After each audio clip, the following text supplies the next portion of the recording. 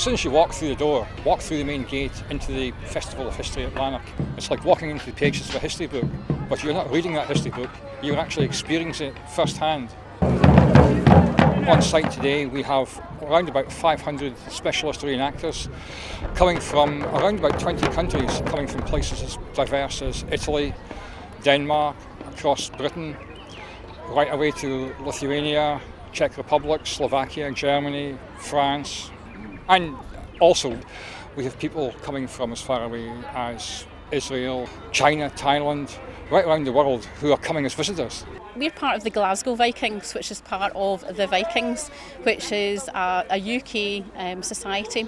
It's the oldest and largest Dark Age reenactment society in the UK and has up to about 1,000 members in the UK itself. Today, the Glasgow Vikings, we have 50 members, so everybody's here. It's a nice local show. We are in the arena twice and we're doing some skirmishes, and what we're trying to do is tie in some local history. Lanark was very famous back in the 10th century. There was a parliament here, you know, it was a busy trading place and town, so there's quite a lot of history around here before we get to, you know, the medieval times with Wallace as well. So, you know, it's a special place in history, Lanark, and you know, it's great to bring that back alive for everyone. There are always things to discover about your local history, and we hope an event like this will tell you more, maybe give you insight into the hidden facts that you didn't know about, and not only learning about it, but you can learn on it in a hands-on experience. You can come and speak to the reenactors who will tell you about the history of the area, the history of Scotland, and will let you handle and maybe take part in some of the activities. What we call this is living history, and quite a lot of what we do is experimental. You try things, you know, sometimes it's not written down, so you try it out. Like, for example, the lamb and the spit behind us. You know, we've read about it, so this is us trying it to see how it works, and it's working beautifully. And it's the same with most of the things that we're wearing. We do all the research into it, and then we try it out, and we try to make sure everything is as accurate as, you know, we look back to archaeological finds to make sure everything that we have is as accurate as possible. But that's what it's about. It's about bringing it alive for people so they can come and touch it, feel it, and smell it, and talk to people that know about the periods that are being portrayed. As I said, the weapons we're using are exact replicas. There are different kill zones on the body, and our warriors have to take the kill hits in order.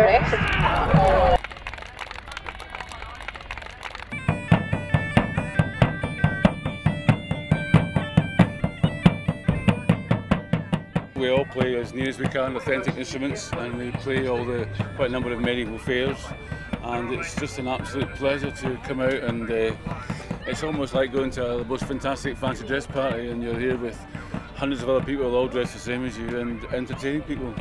And you can see that with the way people come up with cameras, and they come straight up to you, and they're kind of like almost like they're using their camera to kind of like grab a little bit of the past. We're competing for the Lanark Silver Arrow, which is shot for every year at this festival.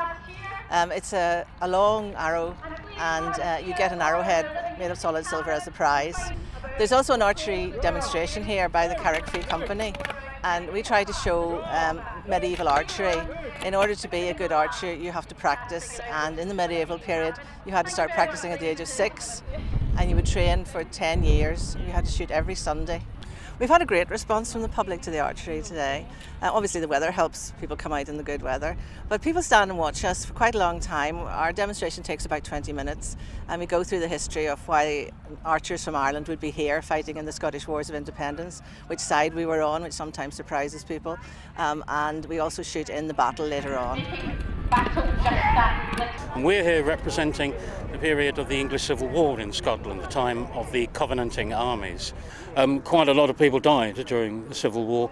Per head of the population, I think we lost more people in the Civil War than we did in World War II. The percentage was that higher. There was something in the region between 1642 and 1652 of nearly 2 million people who died as a result of the Civil War. The largest aspect of the show this year, and the newest, is the inclusion of the 17th century battalions from the English Civil War and from the Covenanters and the Marquess of Montrose. They have come from across Britain with their cannons, very, very large and loud and very authentic cannons, with their muskets and their rifles, and they show you how life was like in those days, round about the times when Britain, or Scotland certainly, was experiencing more upheaval? Well, it is quite a difficult task to get all the armies together on both sides. First of all, you have to get the people to the campsite, and they come from all over the United Kingdom, Scotland, Ireland, Wales, the South Country. They all gather together at their own expense as well. Then you have to make sure that the army is drilled properly. So the pikemen and the musketeers, first thing in the morning, have to get up early and have to drill using the pike and the musket. The cavalry have to do exactly the same, as do the artillery.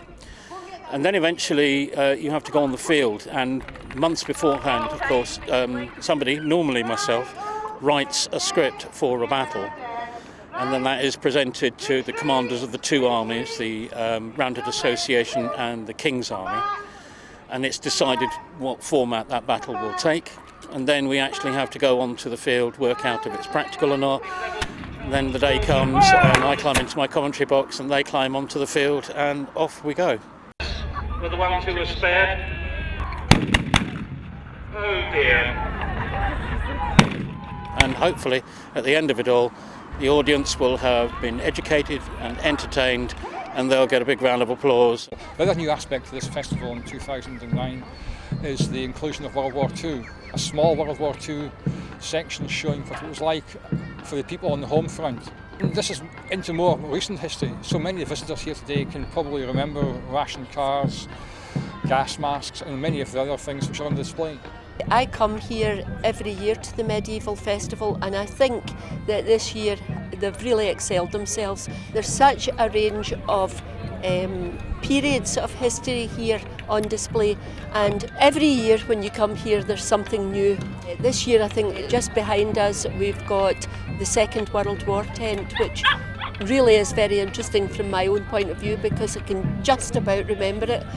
This is our first time at Scotland's Festival of History, and we're trying to recreate the Second World War setting. We've got two displays here today, one being the military side, showing the basic infantrymen's weapons. The rifle here is your standard rifle, British infantry, the number 4. And a civil defence display showing a selection of gas masks, and a home front display showing a selection of clothing, rationed items and associated items. We've had a tremendous response. So many people can actually remember the items, even little things like the coinage. They can remember what you could buy for a penny or a threepence.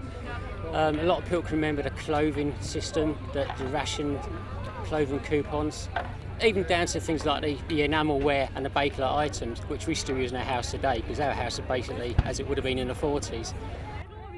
The Festival of History here is fairly much in its infancy compared to some others. But from what I've seen so far, it's just going to grow and keep getting bigger. Great atmosphere and lovely people. And I think give it a few years and this could be one of the premier festivals of history in Europe. Thank you very much indeed for coming along and watching us. This is our way of saying thank you. We hope that you're going to have a safe and blessed journey home.